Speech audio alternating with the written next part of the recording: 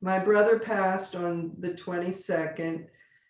He went into the hospital the Wednesday before that. He was in the hospital Wednesday to Wednesday before we really knew he had very little time left. He had lung cancer, and Oh, nobody knew until he Oh, wow. oh my so I gosh. saw him on Wednesday, and then Thursday I went in and stayed until he passed Friday morning. Wow. Man, How long has this been going on, Terry? Well, we didn't really know he No was one really knew. Mm. really lung cancer. The physicians told me that, your body's so miraculous. Yes, true. Mm. These horrendous things until you're 95% gone, and then suddenly you collapse. So Yeah. he must have had it for years. oh, Wow. Yeah. So I guess we have 35 people in, so I think that's nice. Most of the names I recognize. So what I wanted to do first, I thought the nicest way to start this off was that a while back I had wanted to do a podcast on flash fiction, and Tony was the first person I called and said, "Hey Tony, will you be on a podcast?" And he said, "Of course." So I recorded it. This is a story you've probably all heard before because he's also done it for the Noir de Bar. So if you were there, you've probably heard it before, but this is a different recording of it. So what I'd like to do to start this is to play a story that he wrote and read. So if I can get this to share the right screen. Thanks, Gary. That's a that's a lovely, great idea. Yeah, it's a lovely wonderful idea. idea. Okay, so I'm going to do this. I'm going to turn the microphone around, and we've pre-tested this. We're hoping this is going to work out well.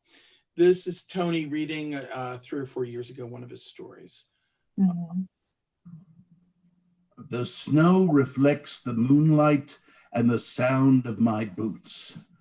I mutter to myself, Zhivago, tromping from Uryatin back to Moscow in the unforgiving Russian winter. She has a chain link fence around her place. It's a little more than waist high, meant to keep her dogs in, not people out. In my condition, it only takes me about 15 minutes to traverse it. After several attempts, I managed to fall on the inside of the fence. Now, how to awaken her, but not her roommate? I am incapable of action unless I've first read about it. Words are my guide.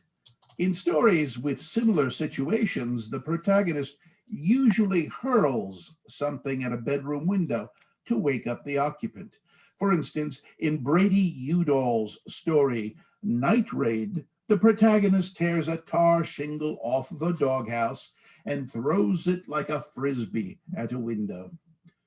There was also a goat involved in that story, but I'm pretty sure he didn't throw the goat. There's no hard object handy because there's over a foot of snow on the ground.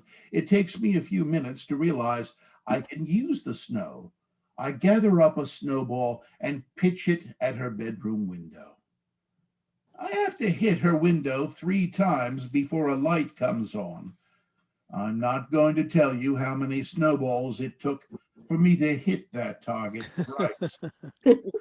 Vienna, I shout, forgetting my intention to be quiet. I go for Marlon Brando as Stanley Kowalski. Instead, I sound like Woody Allen whining, Vienna, ha, ha, ha, ha. She opens her window, pokes her head out. She's a vision of loveliness in her lingerie. Well, if you can call a high-collared flannel nightgown lingerie. The final snowball hit just as she opened her window. She pulls handfuls of snow out. Tony? Deanna, I need you. I never should have broken up with you. I broke up with you, Tony. I don't need anything except your typewriter. That's what you said, Mr. Profound Observer of the Human Condition. Now go home and write about rejection. I can't. I'm too drunk. You're not drunk. Yes, I am. She started vomiting after 3 beers, which is why I had 2 beers and a Benadryl and a double espresso at Starbucks. Great. Caffeine, alcohol, and an antihistamine. Stimulants and depressants. In a normal person, they'd cancel each other out. I'm not normal. I love you. Shut up over there. The houses were close together. Apparently, I'd awakened a neighbor. I shouted back at him, "Dangerous Bolsheviks out here. We're going to overthrow the Tsar. I can call out the militia." Thanks, Tony. Like I need more trouble with my neighbors. This wasn't going according to plan. In my mind, I searched through dozens of stories about drinking. Maybe Robert Stone's Fun with Problems would work. The protagonist gets an alcoholic to fall off the wagon so he can sleep with her. Have a drink with me. You know I gave up drinking for Lent. There's no alcohol in the house. We'll go out. It's 3 a.m., Tony. The bars are closed. That after hours club, the private club, they won't let you back in. You're banned. It's just a misunderstanding. When you found out the club didn't have any black members, you stood on the bar and gave your Atticus Finch speech. Did it work? No, the club is still segregated, but they got the local school board to remove To Kill a Mockingbird from the required reading list. This isn't going well. I try to think of something, anything. I remember a line Laurie Moore wrote. People will do anything, anything for a really nice laugh. I have a great laugh. I give her one of my best, a full basso profundo. Santa Claus has nothing on me.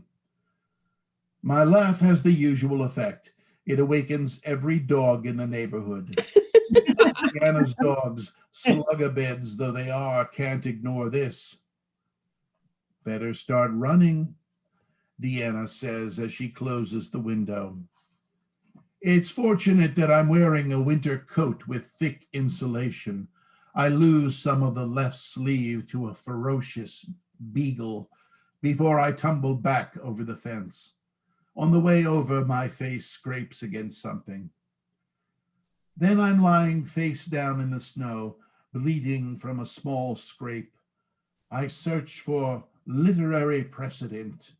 Again, I think of Boris Pasternak's Dr. Zhivago. The young revolutionary Pavel Antipov is left bleeding by the slash of a Cossack's saber. Or was that only in the movie version? Well, those beagles definitely had a Cossacky look to them.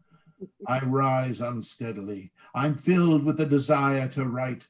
My prose can make this a noble defeat. Better yet, I'll rewrite this as a victory, which it will be, if only I can remember where I live. Oh.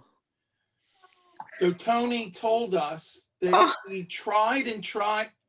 Sorry, Tony told us he tried and tried to get that story published, and only after he changed the title, right, was he able to do that. But he only changed the title, and then all of a sudden it got picked up by a couple. What was the first title, Gary? I don't remember. I'm sorry. I don't. And what was the final title? Yeah, well, hold on. The 3 a.m. literature. The Oh, 3 yeah. a.m. literature. 3 a.m. The literature. 3 a.m. literature, yes. Okay. Yeah, So that's right. You changed the title. Mhm. what I wanted to do was just talk a little bit first about Tony, give I don't know, give an overview of the way I saw him, and then open it up for everyone else. You know, anyone who has been in a room with Tony even once would agree that he made a big impression. Yeah. First of all, physically, he was a big guy, right? Yeah. You wouldn't Mhm. miss him in a room. But then there's his voice. It's strong, it's distinctive. Think James Earl Jones or Orson Welles distinctive. It's solid, it's booming. He's incredibly carefully spoken and articulate. And then there's his other voice, and that's his writing voice. And that was very distinctive as well. Tony had, anyone who's talked to him would realize Tony had an encyclopedic knowledge of everything. He must have retained every fact that he ever heard or ever read, because he had a way of infusing that knowledge into the conversation and stories without making it seem like a data dump. It was just artful. And Tony took the craft of writing really, really seriously. He tried to learn something about writing from every book he read. I remember him walking in, I don't use this for illustration, but I remember him walking in with text, with books that he had read, and there were tabs, colored tabs, all over 3 sides that were open. I don't know what the hell they meant. He knew what they meant. And he was able to turn to any page he wanted to pull out the quote he wanted like that.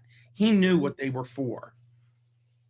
When writers made presentations, everyone in the audience would listen to the presenter. Tony always had a pad for writing down notes, and he was always asking questions. Sometimes he'd ask the things that he wanted to know, but a lot of times he was asking it so that others in the audience could get the answer he thought they needed to hear from the author or the presenter. Also, if you had any exposure to Tony, you know that he helped other writers in more ways than we can even count. I've often said that he's given back more to writers than any other writer I know personally. He served 2 multi-year terms as president for the Brandywine Valley Writers Group, as well as other positions there. He helped me found the Mainline Writers Group and the Wilmington-Chadds Ford Writers Group when I was too scared to think that I could do it alone. And he did it both in operations and in leading it for the past 10 years. After the meetings ended, he would tell me the things I should focus on or do next to help the group. I didn't always want to hear his suggestions, by the way. But Tony was always right. All of his suggestions were always right on the next thing to do. And Noir at the Bar totally owns its origins to Tony. Tony told me that Tony told me about the people who ran the sporadic Noir at the Bar in Philadelphia wouldn't select him to read there because his fiction at the time hadn't been published. They'd all been published. They all had novels published. He hadn't, and they wouldn't let him speak. This is a guy who co-wrote a book that sold over 350,000 copies in multiple editions, more than anyone in that other noir group would probably ever sell in their lifetime. They wouldn't let him. So I told Tony, fuck them. We'll do our own noir events. That's exactly the conversation that happened in the parking lot. And we did. Tony read his fiction masterfully at every single one of the 7 events that we held. In the writers group, Tony, yeah, I'm still here. In the writers group, Tony attended over 60 critique sessions. His pieces were hard to critique, honestly, because they were nearly perfect in structure and pacing and in characterization. It's ridiculous when you're arguing over one word because that's all you've got to correct, to fix in Tony's piece, right? But that's what would happen. But during those critique sessions, he gave back the insightful feedback that other participants needed. He also knew when to pull back on the critique. And I remember one session watching a writer having their weaknesses exposed by every person in the critique lineup, right? Every person in that group. And when Tony's turn finally came up, I watched him closely. I was wondering whether he'd drive that final stake into the person's ego.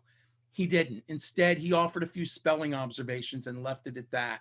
Tony had a big heart, and he knew when to speak up, and he knew when that person had had enough. And I want to tell you that Tony, personally, was a really, really good friend. If I had a question about a short story I was submitting somewhere, he was on my short list of people I knew that I could send it to and quickly get valuable feedback that would make it actually better.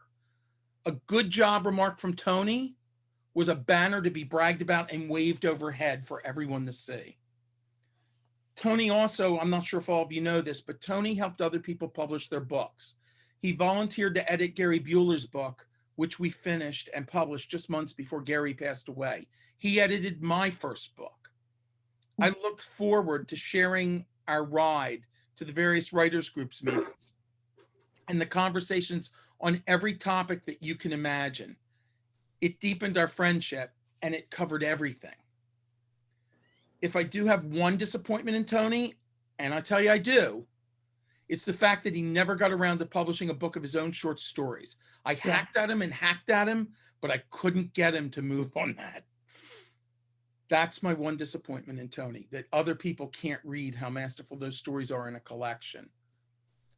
In the end, I hope that my words give you one perspective on Tony. He had a presence in so many ways. He shared his talent with huge numbers of people.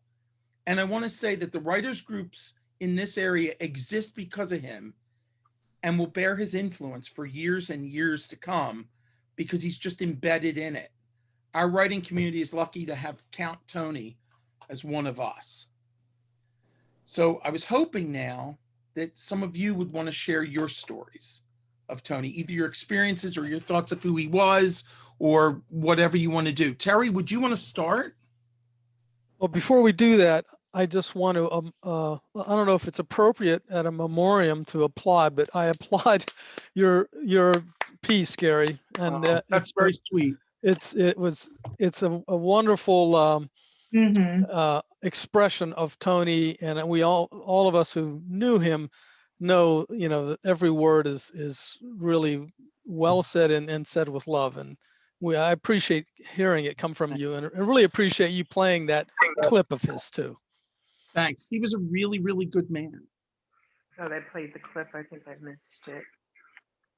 Well, we'll play it again at the end if you want, or I'll play a different one. Sorry. Okay. All right. So Terry, do you want to? That was brilliant. Thank you so much, Gary. It's kind of hard to talk, but I wanted to add that he was such a hard worker. He was a night owl. Okay, did not like getting up in the morning ever since we were kids, but kind of like my mother and my brother were similar in that they could stay up till 1 or 2 in the morning and be cogent and productive and all that good stuff. And my father and I are up at 5 a.m. when he just went to bed two hours ago. So, but he was productive and driven to generate the content that I think, will stand on its own for a very long time. And that's why I think so many people loved him, because it didn't matter what the genre was. Right. He knew mystery, he knew sci-fi, he knew comedy, and he knew business practices and business international cultural data. And so it just didn't matter if you wanted the name of an obscure English author from the 16th century, he would know that. And that's kind of hard to fit into a category too.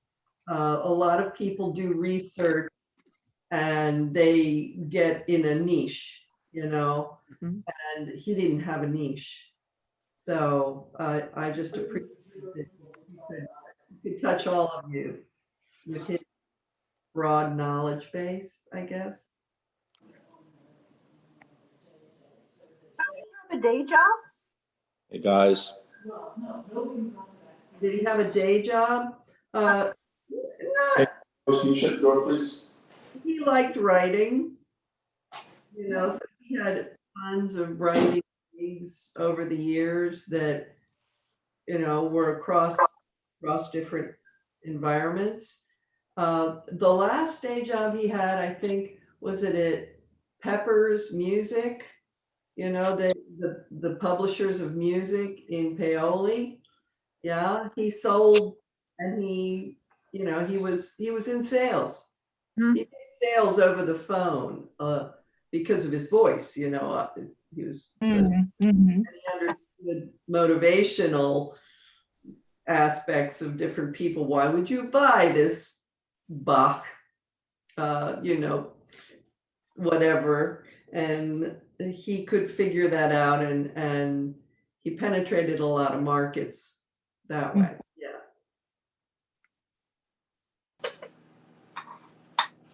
Terry, he told me at one time, this is Ella, that he used to manage a comedy club. Oh yeah, he worked for Andy Scarpati. Had multiple clubs in all, I guess, from Jersey to he was but There was one in King of Prussia. yeah, he had King of Prussia, he had Phil, Oh, okay. he had and so what he would do, he would actually find the club venues for Andy, and then he booked comics. I mean, there's tons of comedians that he knew from back in Texas to New York to, he lived in Texas for 3-4 years in Houston. Mhm. And he enjoyed it down there. He was, I think that's when he started working with comedians. Mhm. Yeah, but you could hit up dozens of them in this area and they'd all know him. And he helped a lot of comedians, just like he helps you all with all of us with writing. He'd help them with their sets. He'd critique their sets. He'd help them understand what's a good joke, what's bad timing. He did a lot of improv. He went to New York. Melanie's on here, I think. And Melanie knew him from those days, right? Melanie, you're on mute.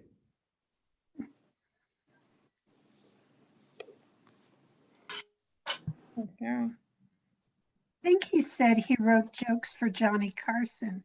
Is that right? Jay Leno. Jay Leno. Yeah, That's Jay true. Leno used one of his jokes or two of his jokes on his show. Yeah. I spoke with him about it because I had a good friend who wrote jokes for Jay Leno, and actually ended up doing it full time out in California after freelancing while he lost his job at an advertising agency where he wasn't doing the work because he was writing jokes for Jay Leno. Yeah. Yeah, Can I break in here? I'm Rick Hedgie. I work for Andy Scarpati, and I met Tony through the comedy business. And yes, Tony and I used to write jokes and send them in daily to Jay Leno. And Tony had an improv group that started working for Andy down in a club in Wilmington. And eventually he started managing clubs for Andy. And he was a help to so many comics. He would evaluate their sets. He would tell them this joke needs punching up here. It was, he was a great guy. I'm so happy that he was my friend, considered, one of my best friends. And like Terry was saying, he started out down in Texas, and he had a few brushes with Sam Kinison down there when Sam Kinison was just starting, and he actually he managed a comic down there that made it to, Bill Hicks, who was one of the biggest stand-ups. Tony actually managed him when he was down there in Texas. And Tony actually started the Philadelphia Comedy Writers Guild also, where he would help comics. He was just a giving guy. He just helped anybody that needed help me out quite a bit. And We had a TV show that ran for 3 or 4 years, and Tony was a player on there. He wrote a lot of bits and sketches, and I'm going to miss him. And he was just a great guy. He was a great guy. And let me say thank you for letting me break in here. Oh, thank you. What, Terry or anybody else that can answer this, I'm just curious, what was the impetus for him to move down to Houston? Why did he go down there? Did I move there? 'Cause you moved there. Follow the lady. So it's your fault. Yeah, it's all my fault. He lived with us for a while, and he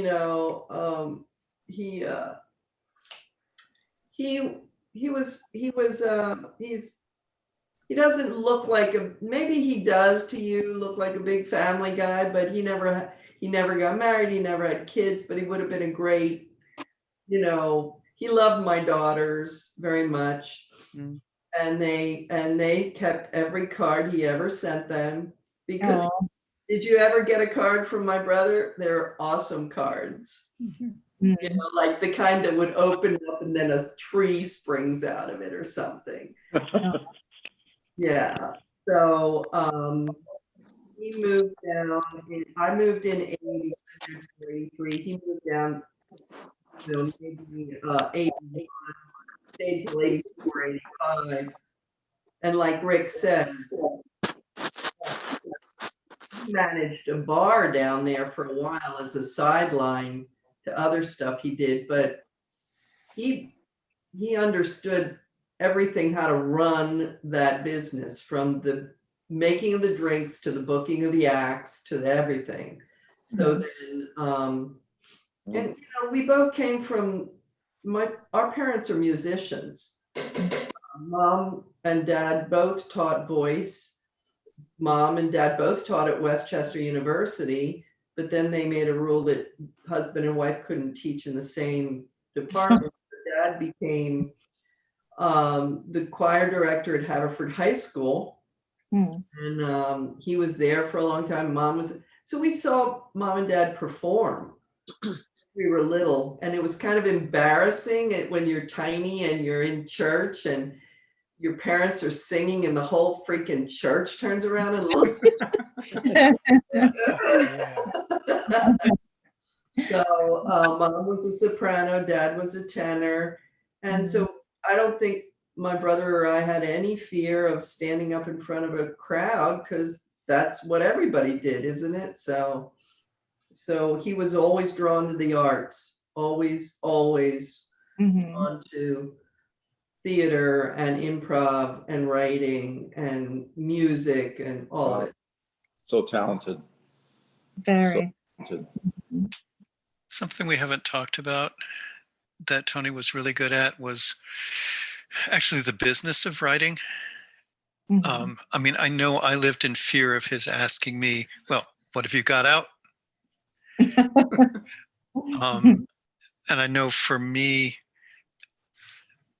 just knowing that he was asking those questions, always attuned to, my level of expertise and daring, but he was always pushing me, not just to write, not just the skill of writing, but to submit, to do the business of writing. And that was another one of his great skills. And I think it's another way that he helped a lot of us. And I'm just very grateful to him. Yeah. He brought that up to me often after the meetings. Why aren't people submitting? They're not going to get read if they don't submit. Yeah. And that influenced some of the programs that we pushed.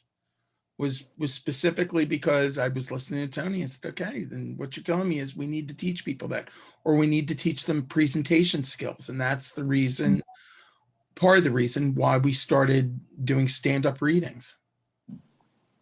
Speaking of that, Gary, I remember the last time, at least that I participated in a mainline writers group opportunity to speak you suddenly were having, it was great, regular opportunities for writers to read their material. And I remember everyone giving the critiques and then Tony offering up sort of the last one. And it was always a zinger. It was like, he's sort of like the nice Simon Cowell of American Idol. Like he went directly to the truth. He told you exactly what you didn't do right. He said it nicely, but he did not mince any words. And you had to be grateful for his insight and his willingness to share and just the generosity behind that idea. So I remember doing a reading and think I did a really great job. And Tony went right to the thing that I sort of subconsciously knew I hadn't done well and pointed it out. I'm like, yeah, of course. But he was very kind about that, very knowledgeable. He's somebody who was there really from, I think I met him around 2003 or 4, whenever the Brandywine Valley Writers Group started. He was there shortly after. And I've known him all those years. And one of the last things he said to me was something like, what's taking you so long? Why haven't you got your thing out yet? You know? Yeah. So and the last thing I want to say about him is also always with the voices when he read his work. No,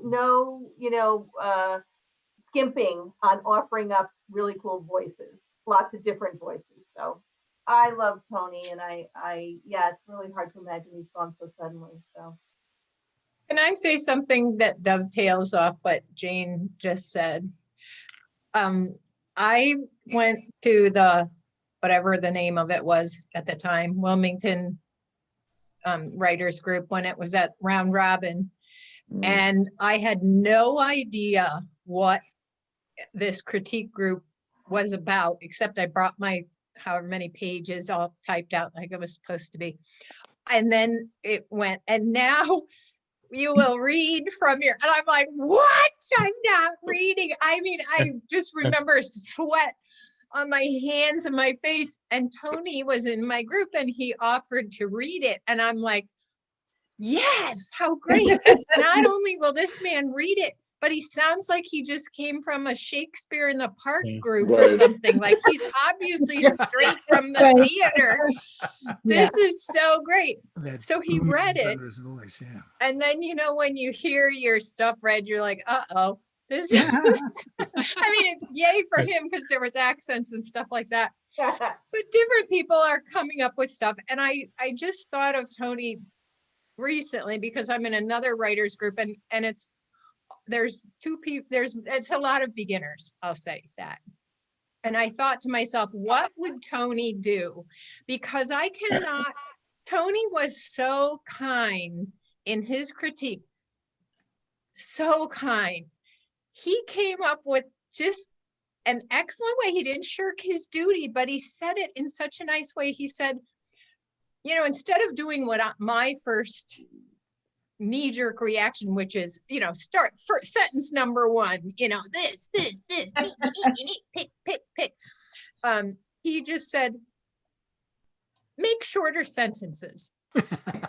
Now, mind you, that book was 330,000 words. Eventually, when I was finally done with it, it was slightly under 100,000. Wow.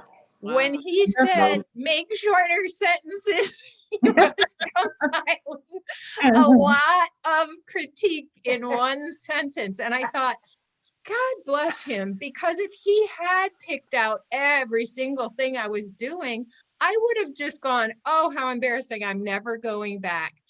And he did it in a way where he gave me something to do, but it also encompassed all the millions and millions of things I was doing wrong. And I just try to emulate him every time I see something.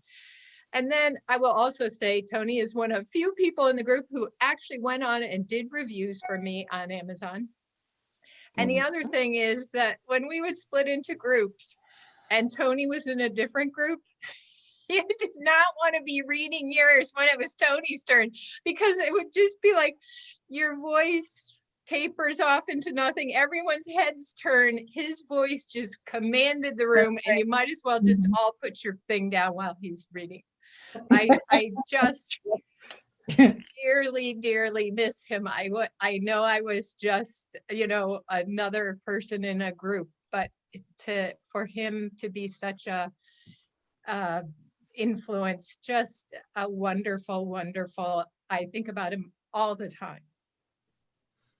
Yeah. Gary, can I say a few words?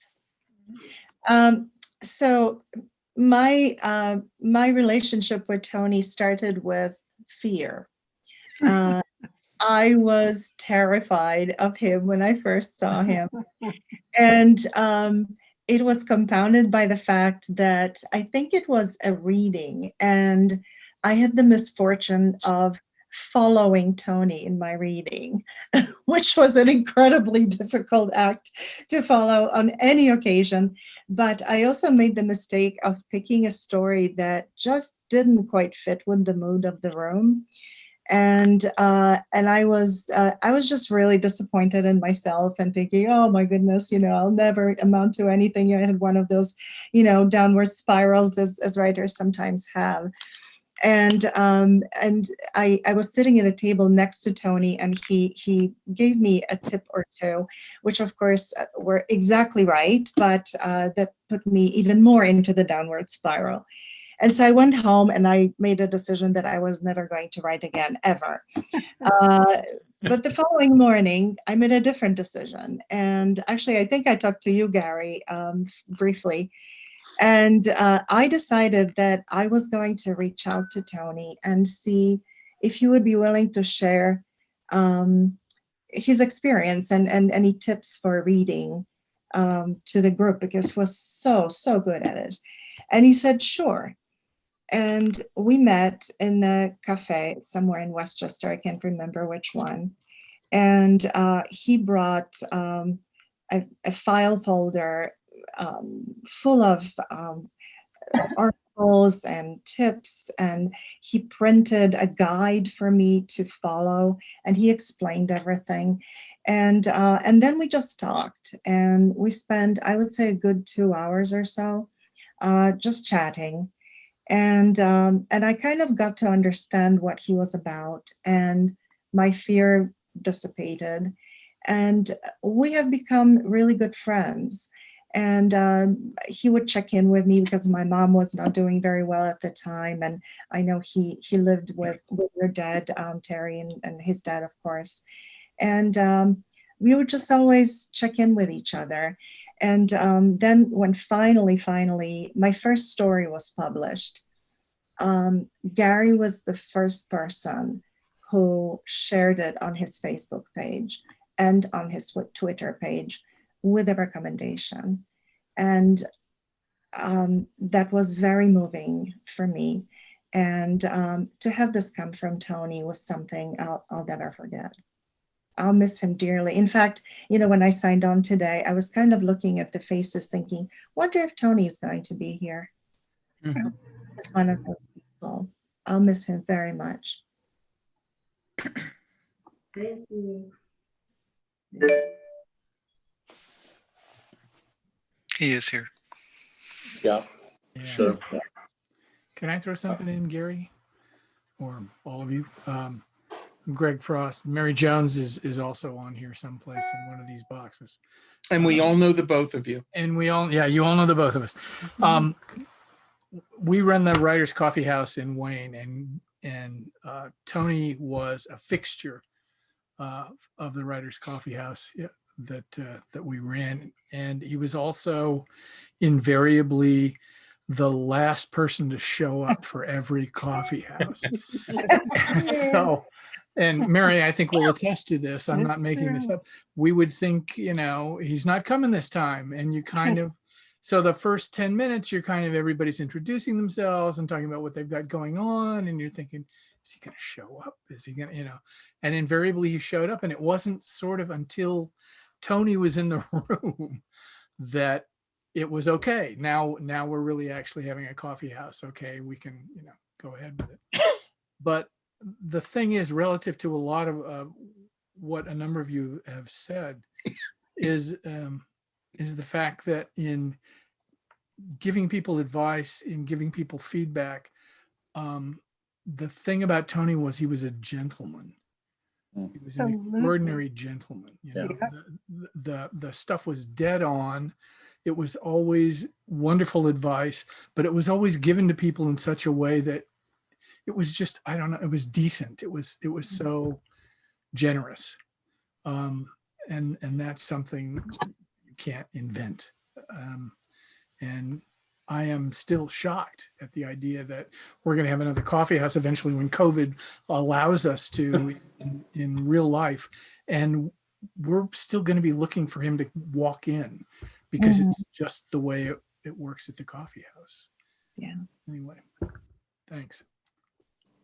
And to add to Greg's comment, he always had something to share that no one else could. Whether it was notice of a reading going on somewhere, or the Brandywine coffee, or the, a meeting of another writers group, he always, whatever he had to share that might be helpful to other writers, he gave. And I also loved his sense of humor, the twists in his stories that were just kind of devilish. They were unexpected and unique to Tony. You could just see him kind of giggling to himself. Yeah.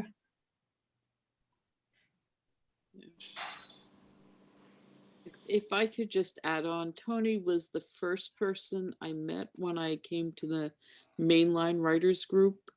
And I will never forget meeting him because he was such a huge presence and he was just so kind and so welcoming, because I'm sort of shy, and he just made me feel like this was a friendly, homey place.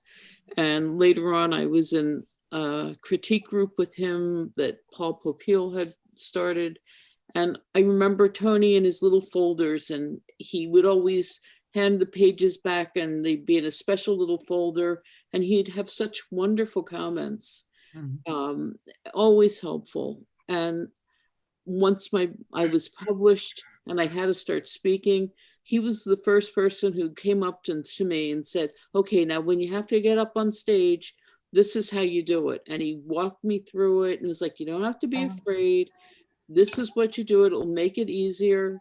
And he would be, whenever I do a reading and he was there, he would make a point of saying, you did a really good job. And it just meant so much to me because he was so very kind. No, you don't hear. Do I give this to you? So years ago, this is in about 2010 now, maybe 2009, I'd been working as a freelancer for years out of my house, and I decided I'd got to get out of my house, and discovered that there was this writers group, the Brandywine Valley Writers Group, meeting here in Westchester, and this guy named Tony Conaway was in charge of it. But I didn't know anything about it. I didn't know if it was like a closed group, how you get in, what do you do? So the first thing I did is I wrote an email to him, and I'll never forget, I wrote, "Dear Mr. Conaway." and I have to laugh in retrospect because it was such a formal letter to him, and I didn't know him clearly at the time. And once I got to know him, he was such a gracious man and so giving of himself. He's like, yes, come join us. And, he was president at the time. I sort of offered to be his assistant in any way I could, and that ultimately ended up my becoming president, which was not my plan, but there it was. But he was a great role model in that sense too, and I always felt like for years, am I doing a good enough job? Would Tony have done it this way? One of the things we started doing after a while was going around the table at each meeting and have everyone introduce themselves and talk about anything that might have happened in the past month. Did you sell anything new? Did you get anything published? Did you get a great rejection letter? And I always knew that Tony would have something to say, because Tony was fearless in putting stuff out there all the time. He said, I always want to make sure I've got like 3 to 5 things out there for consideration each month. When it comes back, I send something else back out again. It was almost intimidating because he was just a force. And yet at the same time, it was inspirational too, because you knew he was just putting it out there, and the rejections were going to come back. Sometimes they'd be good rejections, sometimes they'd be just a form letter. But it set the tone for everybody else. And it was just great to have him as a presence in the room. And people here have talked about how much he offered advice, how much of his critiques. I think the thing that always struck me was that he always gave more than he got, it seemed, because he was just always giving something. And if it wasn't a critique, it was, some inspirational quote, to remind you that, yeah, it's not going to get done if you don't sit down in the chair and write it. It's just, you can't just find the time, wait for the inspiration. You've got to sit down in the chair and make it happen. And I was stunned to hear that he wouldn't be with us.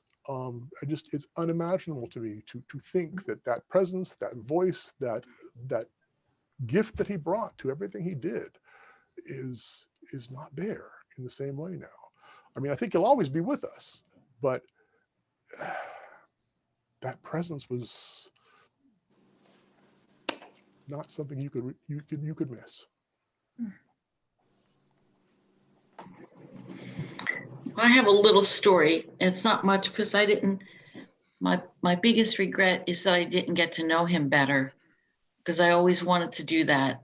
But I remember when I first saw him at the first meeting that I'd gone to, he was a presence, and I was a little intimidated. I was a little afraid of him because he was so self-assured, and he was, you just knew. I mean, he had a presence. He had an energy that you could feel. He couldn't sneak into a room for sure. But I remember it was the third noir at the bar that we had, and I sat at the table with all the people. I was there by myself, and I was sitting next to him, and he didn't say anything he didn't say overtly anything, but what he talked about, he helped relax me so I wasn't afraid. And afterwards, I realized he knew I was afraid. So he did that to distract me and calm me down and make me feel more confident. But he never said that, never pointed out that was the thing. But I knew that's what he did. And, and he talked about different things. And that's when I thought, oh, I really would like to know this man better. But I never did. And it's one of those things I regret. But he was so gentle about it. He was so, and I guess that goes with being a comedian, that he knew timing. He knew timing. He knew how to read people. He knew exactly what to say and do to help in any way. He really was a gift. He really was a gift. That's all.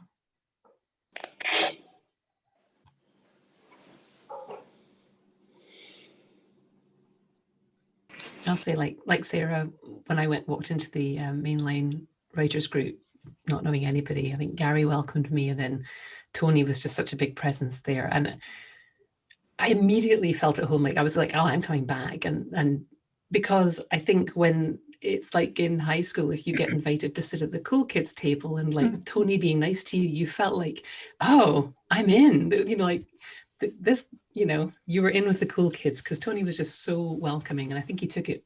It wasn't his responsibility, but I think he took it like a responsibility to make sure that everyone was at their best, and he was so, like everyone said, just so generous. And I've been using the word gentleman just so much since I heard the news, and I'm telling everybody, I'm like, oh, my friend, he's such a gentleman. He was and always wanted to sit next to him at dinner, because the conversation was always fascinating. And I learned about the Radium Girls from him, and the Sandhogs, and just like anything you were talking about, Tony would be like, and did you know? And you're like, what? Some people are like that, and you go, oh God. Tony, you were like, yeah, tell me more. And he would tell it in such a way, that it was just a joy. And you felt, he had a great gift for making people feel special, and I think that was just a measure of the man. So I have a few things that he wrote for me at I have a website for writers, and he wrote a few things for me and a few things for a friend of mine, one of which is his guide to giving a public reading. So I'm going to put that link in the chat because it's up there. the tips that he would read out to us are in this article as well. So I just wanted to share that. And just, Terry, you said that, you know, he might not have seemed like a family man, but the way he talked about, you know, your mother and your father, and just his, you know, his innate, his goodness, it just, you know, it was clear he was a family man. So thank you for sharing him with us. Yeah. And about you, Terry, as well. He spoke about you to me as well. Thank you. Thank you so much, Julie and Ella and Jeanette, everybody who said anything tonight. It's just so incredibly touching, so beautiful. And he did have a gentle way about him for being such a big guy. Mm-hmm. So, and he was gentle with, he loved children and he loved you all, and yeah. But I'm sure we'll miss him, and I wish I had brilliant words like he had right now to alleviate some of this sorrow. I'm sorry. Terry, I've got a question, two little factoids about Tony. I don't know. He told me once that he went the entire Appalachian Trail by himself. No, he didn't. He didn't do that? Okay. And he also said that he was in the Coast Guard Academy when he was a young man. Yes, well, he was in the Merchant Marines Academy. The Merchant Marines, I'm sorry, yes. Oh, okay. Okay, so he never hiked the Appalachian Trail? Yes, he hiked part of it. He did. Okay. The whole thing, that's funny. But he was out camping overnight one night, and I'm going to tell a story which he probably wouldn't have told you, but he was you know, he's out there and he's doing his thing, and a thunderstorm comes and the lightning, so he gets in his little pop-up tent or whatever he had, and he wakes up and he's covered with slugs. Yeah, he didn't go to higher ground. Okay. So, It didn't work into a story someplace. Yeah. Yeah, he left that part out. Okay. Yeah, like, okay, I don't blame him, but so yeah, he kind of, I guess he was out on the trail 3 or 4 days by then. He kind of did a sideline out to a road and caught a bus and went to friends in Vermont or something. Yeah. I think the slugs turned him off. That was a turning point, yeah. I like hotels. Hotels are nice. That'd keep me from finishing the trail. Yeah, definitely. Yeah. Terry, Merchant Marines was actually a thing, and the story there was, you know, he was a writer. Even then, oh my gosh, he was so fit. You couldn't have believed how he was so slender then, because of course, you know, it's Merchant Marines Academy, had to go through all this to get in. And he couldn't hit that deadline for this major paper at the instant that it was due, but he turned in a paper, and I can't remember what it was about. It was something really very profound, and the professor was sorry that he said, you know, this is actually the best paper I've ever received here, but I can't accept it. I have to flunk you. Wow. Oh, wow. You know, he was a little bit late. I don't remember if it was 30 minutes or a day or whatever, but that was so upsetting to him that it colored the rest of the process, and he did come home. Yeah. Yeah. Was the Merchant Marine Academy at Kings Point? Yes. Okay. All right. I'm a retired Coast Guard, so I wish I had asked him about that, or knew about that. That would have been interesting conversation with him. Yeah, I bet, Chris. Yeah. Yeah, I'm sure you enjoyed it. Yes, you were in it. Yeah, I was in it for 22 years, and there were, I mean, it was some of the best and some of the worst times of my life. So, but I will say that a lot of people say, oh, you know, they were, you know, sort of intimidated by your brother. And I was intimidated as well when I first met him. And, you know, I also wish that I had got to know him a little bit better. But he was this person that I said, you know, once I got to know how he approached writing, I was like, this is the bar that I have to aspire to if I want to become a writer. Because he was like, well, you know, I've got, well, I don't know what he had out. He always had like 5 stories out in 25 different publications or something like that, his process. And I was awed by that dedication. And you know, so that was my bar. It was to be like him and getting those things out. And it didn't matter if it was if I felt that the story was good or was total crap. I was like, well, I have to, you know, I have to get this out, because there's something about that process that he has instilled in me that I have to live up to. And he was just such a, I don't know, an open and giving person. You could ask him anything you wanted to ask him, and he, you know, he would reply and he would give you the straight up answer, which is rare these days, right? So, and the other thing I took away from him as my gospel was how to read aloud. I had never read aloud until I got to the Mainline Writers Group, and when he was giving, you know, critique on that, and then he came up with those reading rules and everything else that he gave to me as advice, I use that today. I'll use that tomorrow. I'll use that until, you know, until I leave this earth, because those things, there's helped me so much in learning how to read my own story. And it was a process, and I don't think I would have been good at it if it was not for Tony. Okay.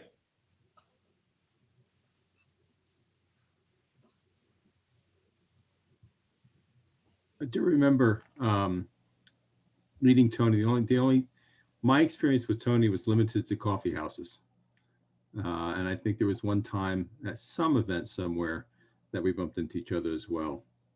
But I remember, and the word gracious keeps coming to my mind when it comes to Tony, because I remember thinking when I first met him, I thought to myself, okay, this is simply the most gracious man I think I've ever met. I mean, he was just, and it was effortless. And I think that's the thing that's so fascinating about him, is that all the wonderful things that people say about him, the fact that he was a presence in the room, the fact that he always had something to say, the fact that he was so smart, all these wonderful things about him. And yet it was effortless, completely gracious, and without any kind of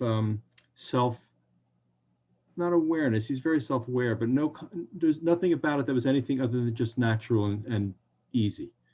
And I remember, you know, when I'd be running, there'd be times when I'd be running the coffee house when he showed up in King of Prussia, not King of Prussia, in Willow Grove.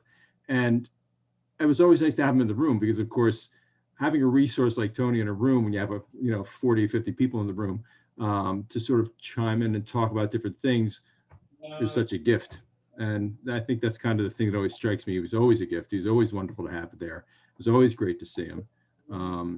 And I'm very sad to know that we'll not see him again, and we'll miss him, and I'll miss him. But certainly the most gracious, lovely man I think I've ever met, among the most gracious, lovely men I've ever met.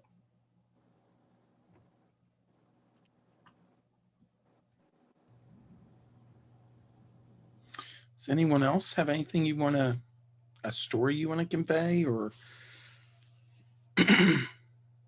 Well, I would jump in. Okay, jump in.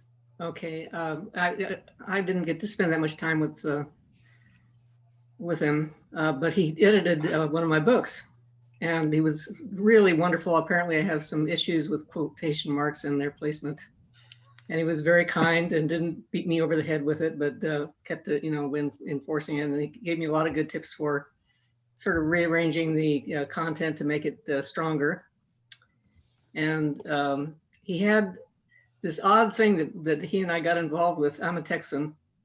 He asked me if I'd ever seen an ice chest. When we're talking about the old-fashioned ice chest where you put ice in the bottom of the thing, and I had actually seen an ice chest in use, but not in Texas, in South Dakota. And every time I saw him, every once in a while, he'd say, "Have you found an ice?" And no, I said, "No, I haven't found an ice chest."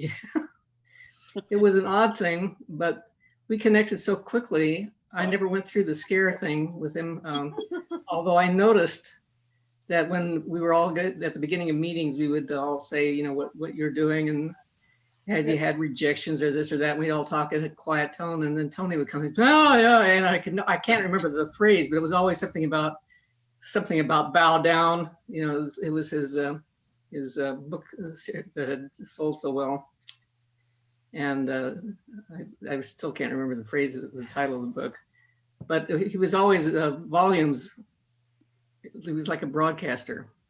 The thing that struck me the most about him, however, was that for me, he seemed like a brother. We just immediately connected. It was very quiet. He wouldn't come to meetings on occasion, and I would miss him. And then he'd walk in a room and you'd say hello, and didn't have to say any more than that. We were on the same planet. So I really, really took it hard when I heard about him. And I'm really glad we're doing this tonight.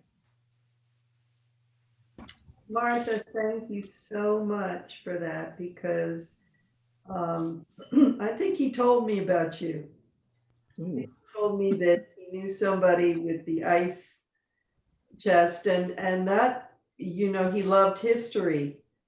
And he wrote for the Chester County Historical Society. He used to do, he was a guide for people on Chester County Day, and he wore the big top hat like Abraham Lincoln had, and a big cloak, and he did all these, accents again, and he took people all over, and he just loved, there's an ice museum in Westchester, and he loved old historical venues and data and antiques, and so I now know who you are. Thank you. Thank you. One thing that keeps coming to my mind is he knew so much about history, but also his love of language. Sometimes he would say to me, that word was not in use at that time. It would be archaic to include it. I mean, and he loved words and he loved language, and he'd be, very direct in his critique, but always supportive and encouraging. And the other thing I've been thinking of tonight, as I think of all the stories we'll never get to hear from him, is I think of his world building, of the series of interconnected stories that took place in the New York City sewers that would go back to the Radium Girls and, time travel through the sewers. He had such a wonderful imagination in how he would tie these all together. And I'll miss him greatly.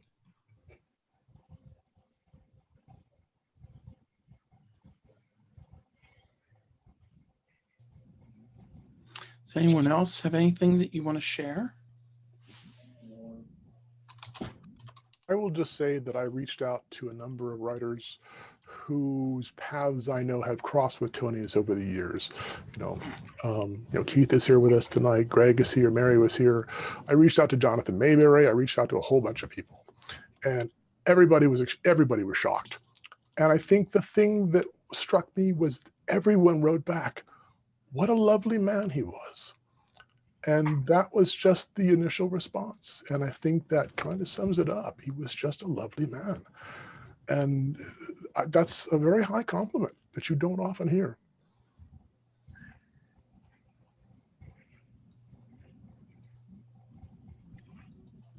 I don't think that I have anything new to say. I just wanted to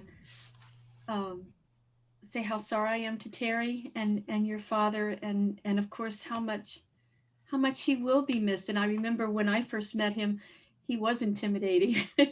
He was just so such a presence, and he knew so much.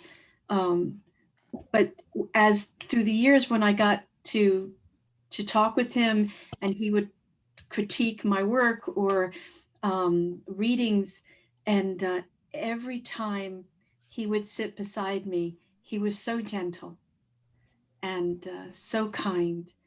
And I remember I wanted to say something to him. I wanted to make sure I thanked him for that. And I never did it when we were in person. And I remember thinking every meeting, if he's there, I want to make sure I tell him.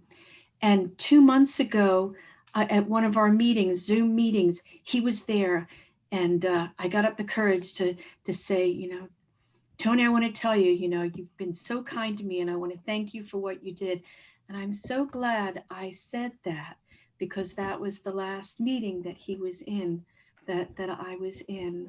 So I just wanted to let you know, Terry, I know all these eloquent tributes, but he was just a very kind man, and he will be well remembered.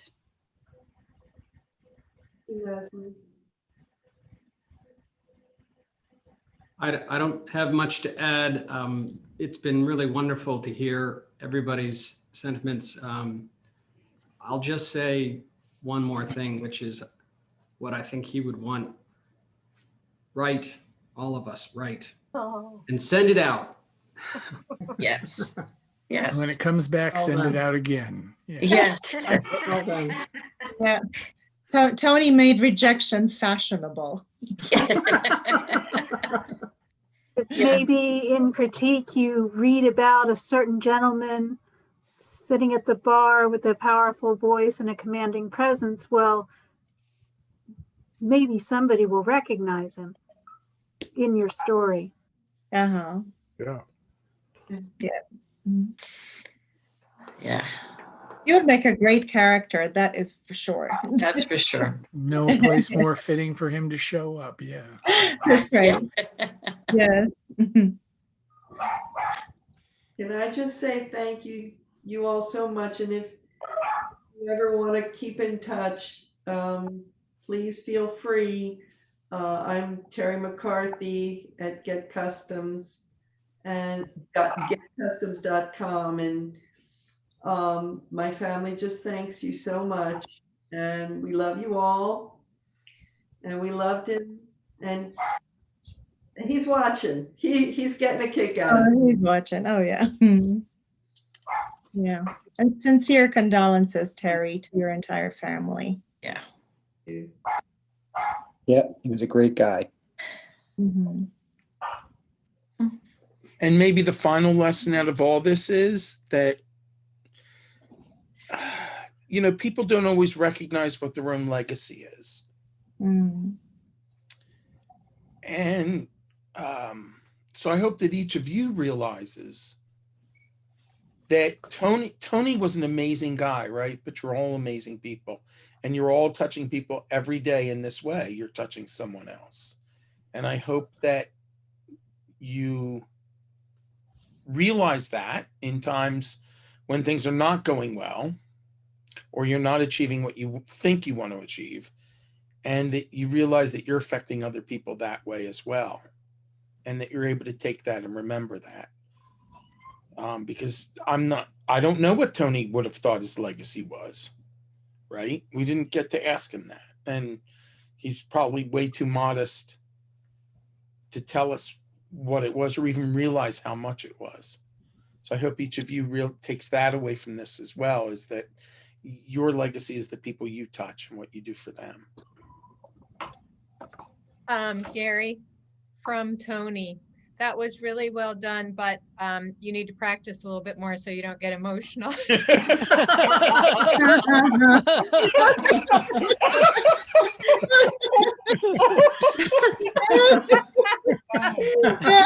Oh, like I haven't heard that from him before. I know that's coming from him. I've heard from that before. Perfect. Oh, perfect. Yeah.